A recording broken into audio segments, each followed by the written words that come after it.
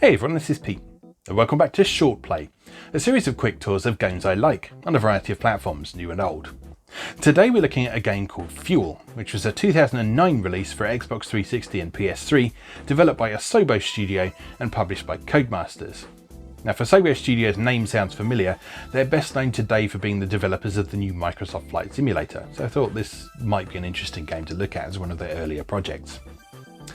Fuel is an open world racing game that won a Guinness World Record in 2009 for its 5,560 square mile map area, which at the time was the largest playable environment in a console game. And this record was only broken by Minecraft in 2013, with its theoretical maximum playable world size of, 4,096,000,000 square kilometers, or 1,581,474,441 square miles. So to be fair, Minecraft beat it by quite a lot. But Minecraft is procedurally generated, whereas Fuel was, I don't know how they put the world together, but I imagine there was some procedural generation involved, but it's the same each time rather than being randomly generated by the computer when you play, or as you play. So it's two different approaches to world building. Either way, Fuel has an absolutely massive world that it's a pleasure to drive around, even if you're not engaging with the races. So this is quite a recent discovery for me, after we talked about arcade races on the Mario Gamer podcast quite recently.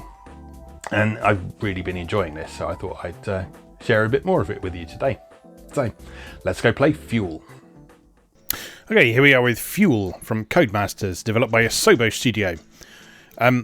As I say in the intro, this is a recent discovery for me. While we were preparing the Arcade Racer episode of the Mario Gamer podcast, I decided to check this game out for the first time, because I picked it up specifically because it was by Asobo Studio, and I was very impressed with their work on Microsoft Flight Simulator. And I'd heard that this was an interesting game. It didn't have amazing reviews back in the day because a lot of reviewers seem to think that the rewards on offer for what you do in the game weren't really sort of enough for the amount of effort you had to put in. But I don't know, having played it a bit, this game feels kind of like something that's less about being rewarded for everything you do and more about just enjoying the experience of it. So basically, the way this works is you have an absolutely enormous open world to deal with, not all of which is open to you at the start. And so you start in this zone here, the offshore shack, and then it opens up Tsunami Reef, Dry Rigs, Big Cauldron's Edge, Drownington Cove. Those are all the places I've got unlocked so far. And you unlock new places by getting stars in the career races, which are... so you can mark there's a certain number of career stars you can get in each area. So I've got 2 out of 9 there, 4 out of 9 there. Let's go back to Dry Rigs and take a look at some. So if we hit R2 to zoom in on this zone, you'll see that each zone is gigantic in its own right. And you can fast travel, which is nice. I'm going to fast travel to this camp here. And we'll start just by doing a career event or two. And then we'll do a little bit of open world fun times as well. Because the real attraction of this game is the open world fun times. Right, so in this one we have the option of Thunder Riders, which is a raid race, which means you're given a start point and an end point, and what you do in between is up to you. And the Good, the Fast and the Dirty, which is a checkpoint race on mostly road for bikes and quads. Let's try Thunder Riders first of all. And I've been playing on the expert level because I found the rookie level just a little bit too easy. Let's select our vehicle. You see in the bottom right, that is the amount of fuel you've got, and fuel is the game's currency. So with more fuel you can buy better cars. So I can afford that one. But I don't think that's really significantly better than what I've got at the minute. What I really want to save up for is one of these 15,000 ones here. But we'll have to stick with this one for now. So let's pick this one and start the race.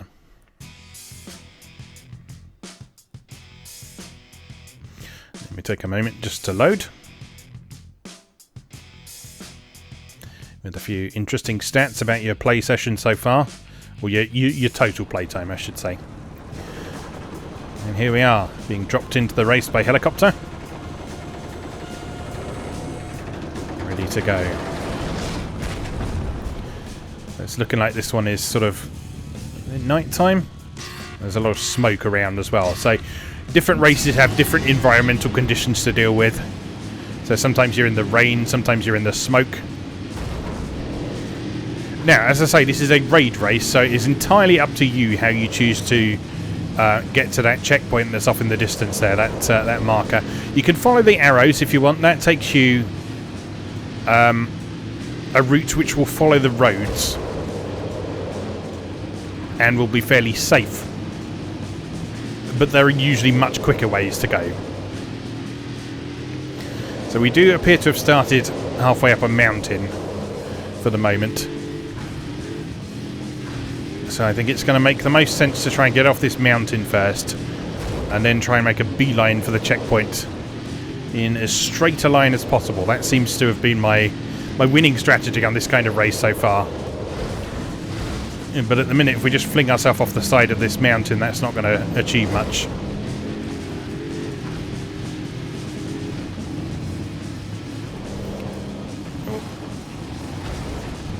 Tight corner there.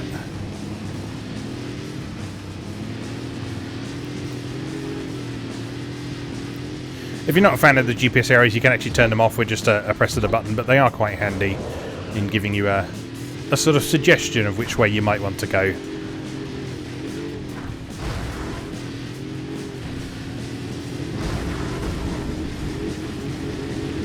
Two of them got stuck there.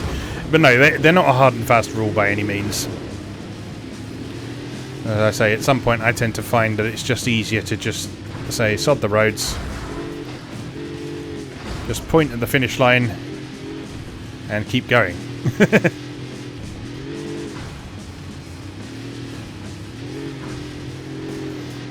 Especially if you're in a vehicle that can handle off-road driving quite well. And let's actually put us a little way behind, I think. Oh no, we're doing okay.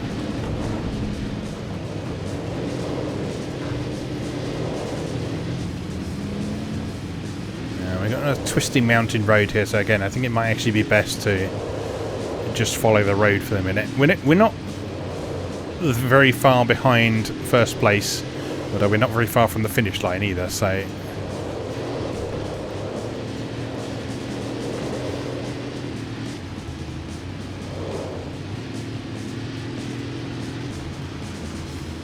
Try and find a way to cut him off as soon as we can, really. That'll do nicely, cut that corner.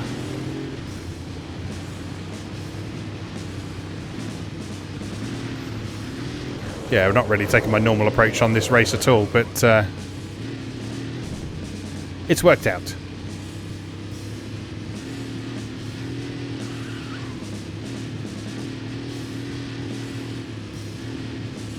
Alright, sweet. So that's another couple of stars. So that's what it's the different difficulty levels. You get a number of stars according to which difficulty level you did it on. So the rookie level that we did there, sorry, the expert level that we did there, that gives you 2 stars. If I'd done it on legend difficulty and succeeded, that would get me 3 stars. And then you get various rewards, including new gear for your rider, so new items of clothing. And you also get certain stuff marked on the overworld map as well that allows you to help you find some of the stuff you might want to track down in the open world. Alright, checkpoint race for bike and quad, mostly road. Let's try expert. What vehicles have we got? We've got the City Hunter here. That's very good on asphalt. We could take a quad as well, although we can't really afford many of these. That one's a bit faster, I think. Let's stick with the City Hunter for now. See how we get on with this.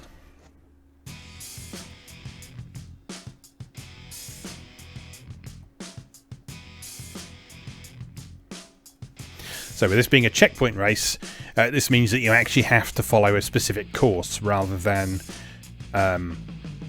just going whatever route you want like we did in the last one. We can skip this initial scene if we want to and just get ready to go. And off we go. Oh dear, terrible acceleration on this bike. Although we've immediately caught up with everyone, so that's fine.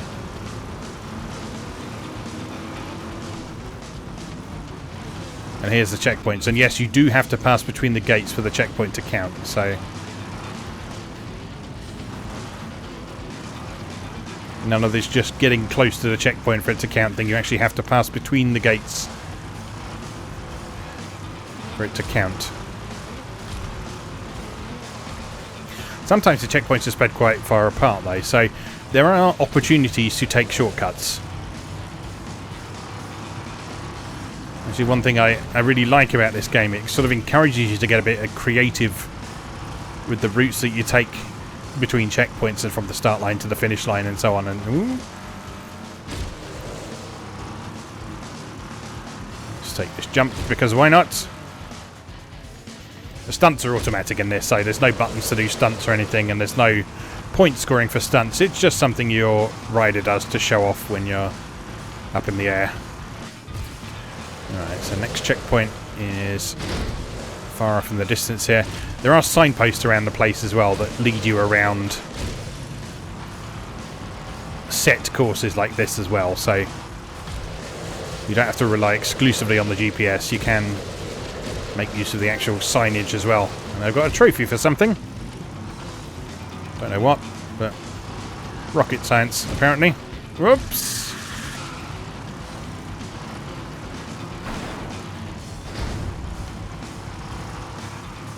So, one thing I haven't talked about with this game actually is the concept behind it. The concept behind it is that this is sort of an alternative present/near future. It's working on the assumption that people were right about global warming all along, and you know most of the world has ended up being destroyed and turned into a barren wasteland. And so what's happened is humanity has retreated into a few sort of small cities and enclaves and so on, and kind of just left the outside world to it while they work on sort of living with renewable and sustainable sources of energy rather than fossil fuels. But that has left the world with a huge stockpile of fossil fuels that no one knows what to do with. And so the people who enjoy racing vehicles at high speed around roads rather dangerously decided that, well, we can make good use of those fossil fuels. We can stick them in our vehicles, because surely that won't cause any further problems with the environment whatsoever. And so that's what's going on here. So there's I guess you'd call it sort of a vaguely Mad Max style thing going on, except there's none of the sort of violence or anything like that. It's just purely you're a thrill seeker, basically. You're not a mercenary, you're not a survivor of the wasteland or anything like that. There's no grimness there. It's just, this is just the world it happens to be set in. That's the concept of the world. And it's not trying to preach at you or anything. It's just an excuse for an interesting open world that is mostly countryside. And this is the kind of open world that I really, really like. So, like, anytime I've played the Grand Theft Auto games, for example, my favourite parts of those games are the bits where you get to go out into the countryside and the wider area of San Andreas or Los Santos or whatever. And this is basically an entire game of being able to drive around some really quite beautiful scenery and enjoy it in various ways. So you can enjoy it through the races, but when you do the open world stuff, which we'll do in just a moment, you can also enjoy it just by basically going sightseeing and looking for things around the open world as well. So, okay, so we won that one. Another 2 stars and some more fuel for us and a helmet. And a Vista Point Doppler truck spotted. Right, so what I'm going to do now, instead of pressing return to Dryweek's camp, I'm going to say go free ride.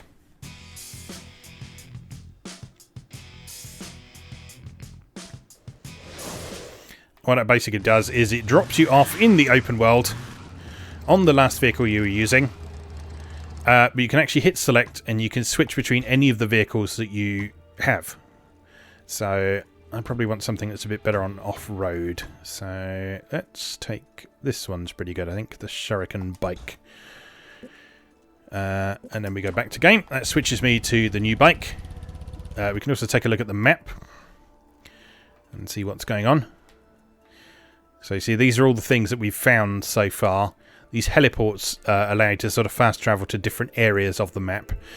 This here is a Doppler truck that if you manage to catch up with it, it will show you the locations of what are called vista points, which are the best views in the game. So what I'm going to do, I'm going to go to this heliport over here, and then we're going to chase down that Doppler truck, and then we're going to go find some vistas.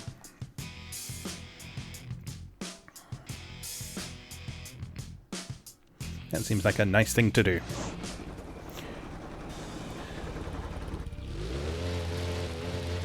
Alright. So we need to figure out where that truck is first of all. He's a little to the west. So if I point myself in that direction, grab this barrel of fuel. There's a bunch of these lying around the countryside as well. And you see, as you drive around, you spot new challenges and you spot things that you can pick up. You spot new liveries for your various vehicles and all sorts of things like that. But you have the freedom to just go absolutely anywhere, and it's so liberating. I absolutely love it.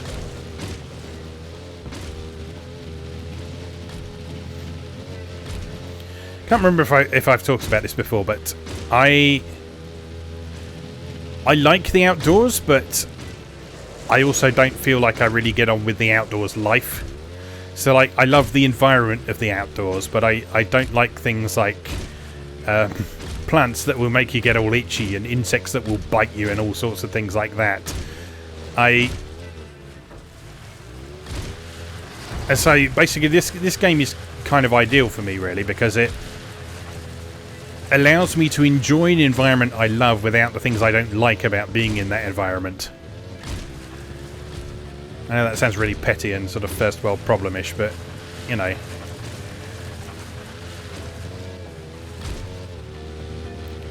It's a consideration. You need to be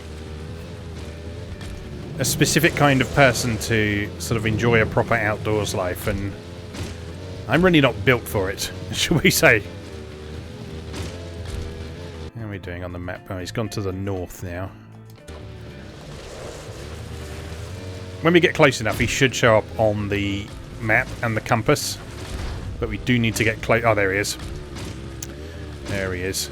Now we can track him down.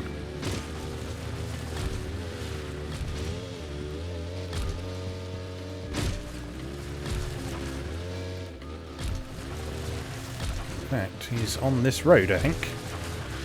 This little dirt track here. There he is. So all we have to do is bump into him. You've caught the Vista Point Doppler truck. Your map has been updated with the locations of all the Vista Points in the zone.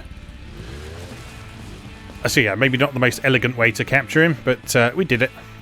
And then Vista Points are these green dots around the place, and these all have lovely views on them. So I'm going to set my GPS target for this one here. And our floaty arrows will then take us to that Vista Point.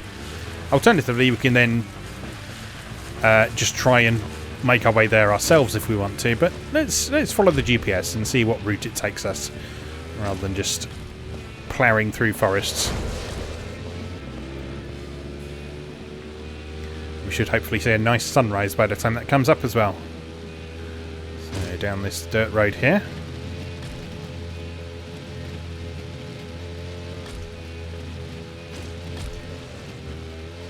If you were wondering, yes, there are some different views as well. So there's this slightly closer view here, and there's a first-person view as well, which is mildly terrifying.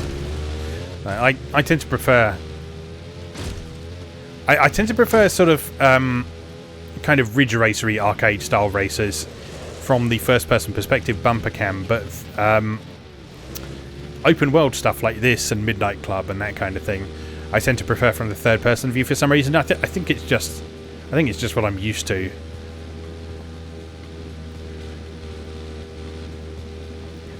So like probably the first real modern open world vehicle based game that I played would have been Grand Theft Auto 3 on PS2, and that defaulted to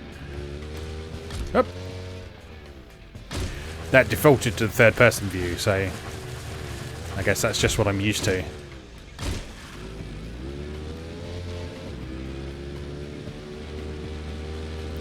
Anyway, slight detour there.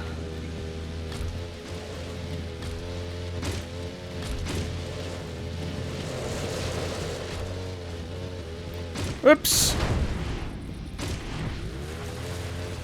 As far as I'm aware, there's no real penalty for coming a cropper like that. It just wastes a lot of time in races. You'll also see next to the rev counter in the corner, there's another meter. That is a damage meter. And again, you can't like permanently destroy your vehicle or anything like that, but if your damage meter reaches full and you smack into something, you'll get another respawn sequence like that. So again, that's something you want to try and avoid doing during races because it will waste a lot of time. But when you're just exploring like this, it really doesn't matter. Yeah, as you saw on the map at the beginning of this game, I've only seen a real fraction of what's on offer in this game so far, because it really is a huge geographical area that it covers. But I've been really impressed with the sort of diversity of scenery that there's been. Like, you've already seen in what we've done already, there's been like rolling fields and forests and muddy wasteland and mountainous regions and all sorts. So because the vista points tend to be sort of well off the road, we just need to... Oh, it's all the way over there. Where are we? Oh, we're completely on the wrong side of the bloody water. Okay, well...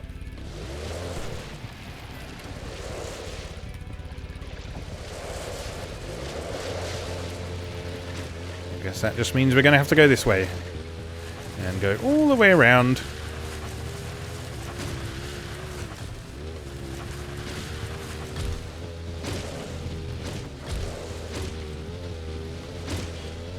Just going to follow along the edge of this lake for now.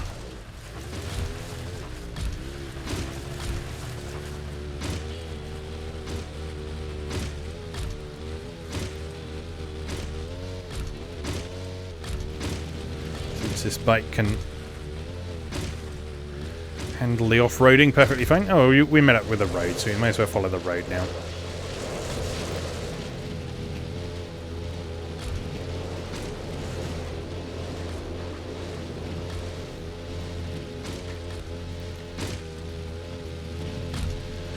That's what I get for trying to go by my instincts rather than following my GPS. As you might expect, following your GPS isn't always the best approach, because sometimes it can lead you into places you don't want to end up in. Oh, I was going to do a cool jump there, but I didn't really angle that properly, so never mind.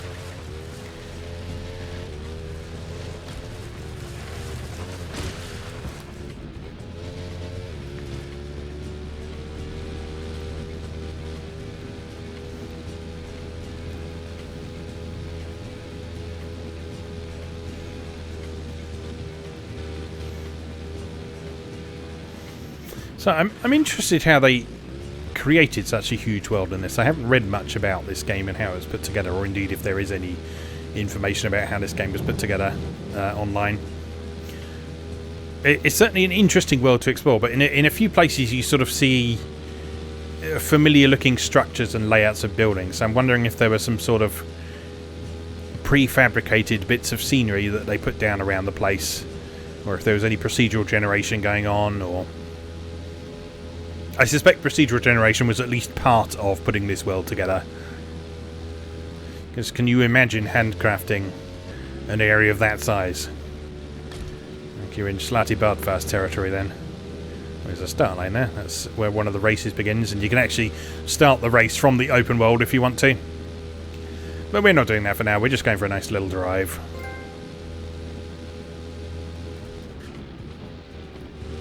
Got another trophy for something. Who knows what? And who cares?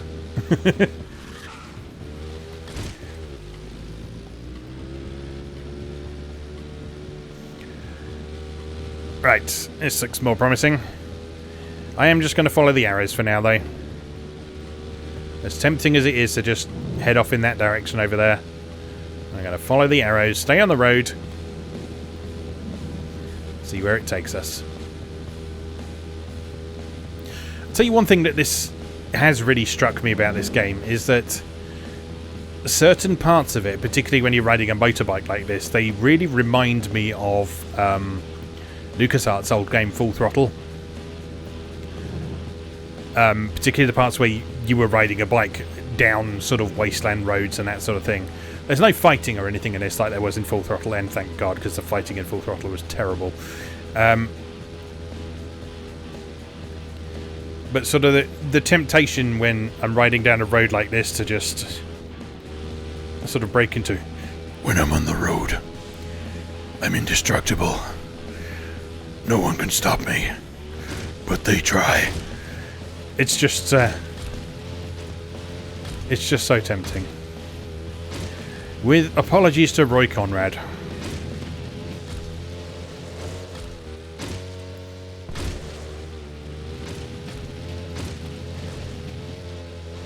I've played Full Throttle for years. I have fond memories of it, but I also have memories of buying it for like 40 quid and then finishing it within the space of like 3 hours one weekend and thinking, oh, is that it?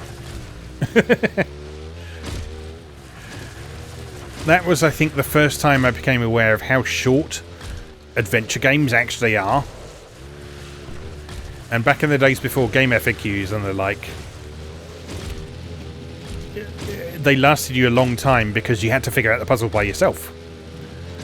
Or you had to wait for the next month's issue of your favourite computer magazine where someone had almost certainly written in with the solution. Or a question about, how do I get the ogre to give me the banjo? Or something. No, we're still... Are we? Where are we? Can we get over there? Is this shallow water?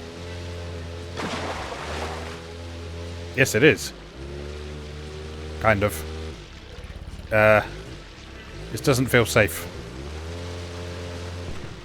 That's not shallow water. Unsafe. Unsafe. Back onto land.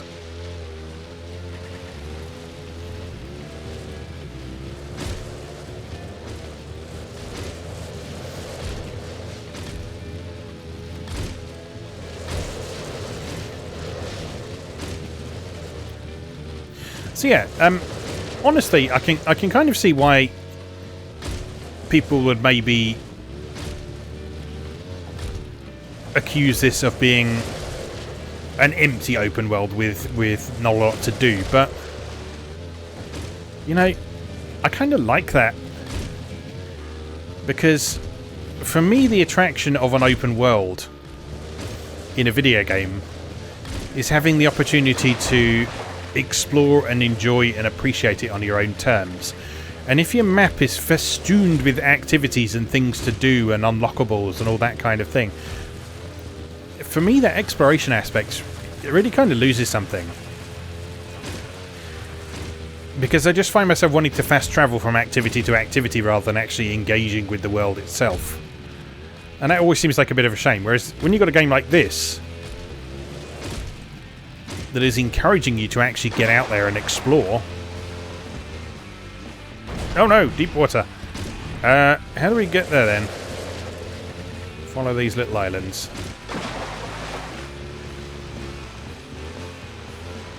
Is this shallow water? Please be shallow water.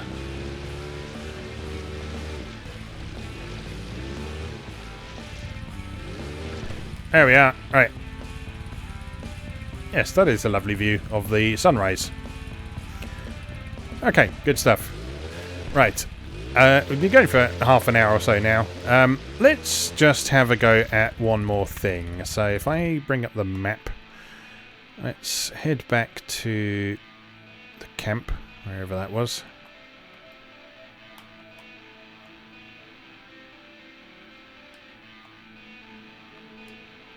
There.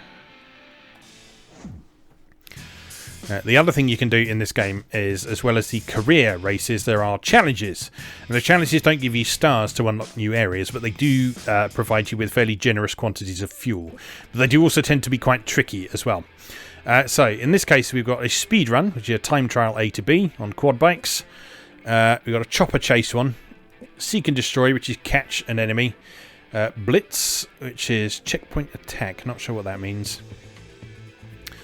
Circuit race on bikes, and a checkpoint race in muscle cars. I'm going for this chopper chase one because I really like. Excuse me. I really like this type of event. So what you're doing in this one is you're following a helicopter. So we have to use this vehicle for this one. So you follow a helicopter, and you have to reach its destination before it does. Now what tends to happen is it tends to be ahead of you for most of the race, and then towards the end it slows down a bit to prepare for landing.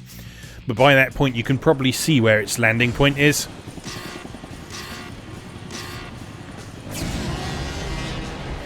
So this tends to be a combination of trying to keep up with the chopper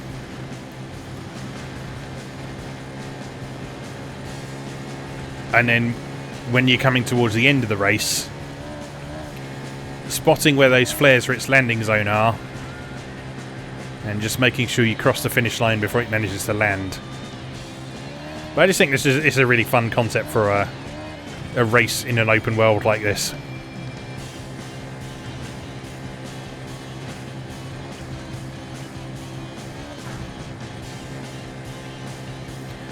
So you see at the minute it's staying pretty constantly about 150 meters ahead of us. Because we can't go any faster than we're going right now.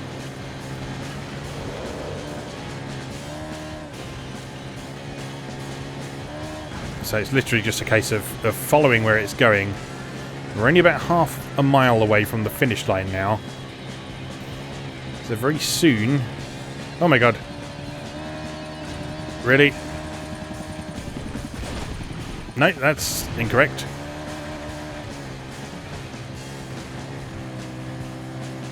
Where's it gone? Oh, it's over there. It's on top of the cliff. Oh, I don't think we're going to make it. Try harder or fail forever. Right, well, now we know. So let's retry that.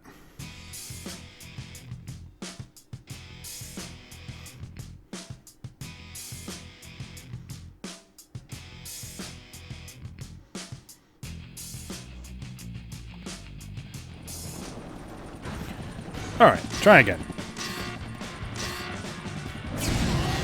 So this time, do not fling yourself off the side of a cliff.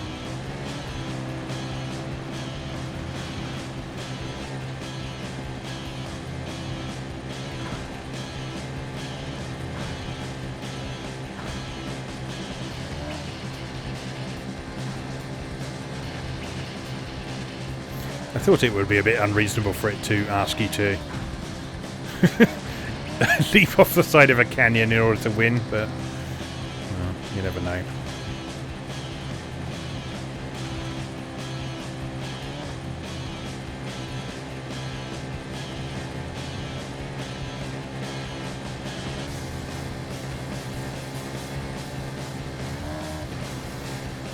Right, at this point we need to start keeping an eye on progress. We're only half a mile from the finish.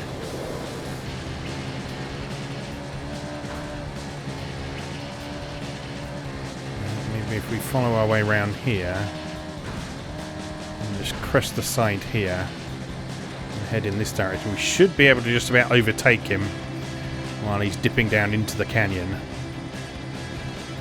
And then he'll rise up again towards the end. Yeah. Oh! Not quite. Maybe we do need to follow the road. Alright, one more try.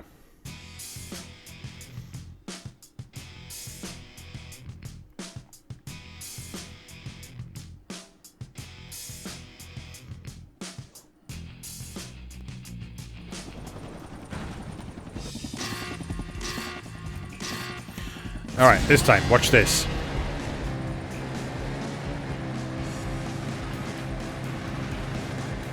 It's going to take as straight a line as possible to where we're going this time. Not going to worry about the road at all.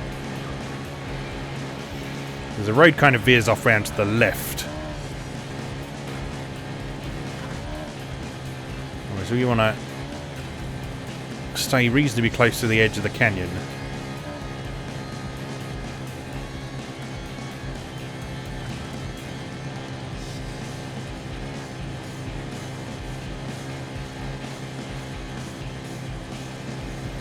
Right, there's the canyon.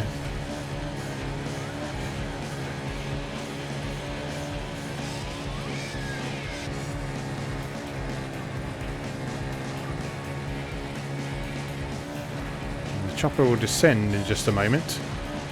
Let's make sure we don't fall off the cliff.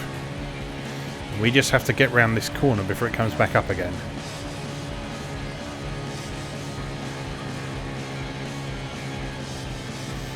Okay, we're past him. Although he is gaining. Oh no, we're good, we're good, we're good. We've done it. Yeah, so that's a challenge. And as I say, what we've done today, this is just a few things in one of the areas that make up the entire world in this game. It's absolutely huge. Like, really quite mind-boggling in scale. And I've been really impressed with it so far. Because it's fun, but it's also like a really nicely chilled out game. I can see this becoming a go-to game for sort of relaxation when I don't want to sort of think about story or narrative or anything too deep or anything like that. I can just fire this up and I can just sort of lose myself in this huge open world and enjoy it, which is great. I'm all for that.